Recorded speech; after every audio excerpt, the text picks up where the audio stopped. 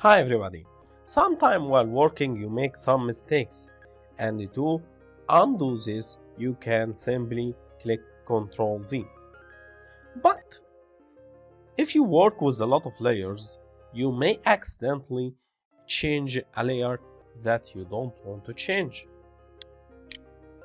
And to prevent this accidental and unwanted changes, you can lock all layers except the layer you are working on.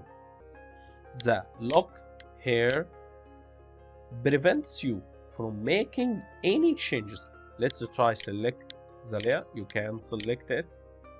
Let's open. If you try to open any property and change it, let's say, for example, change the opacity, you cannot change any property. It lock all properties. You can change it.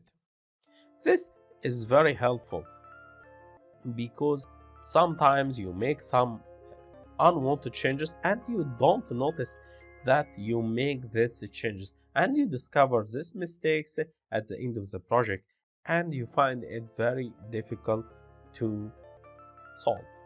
So locking layers is very useful and saves a lot of time. That's it, and see you next lesson.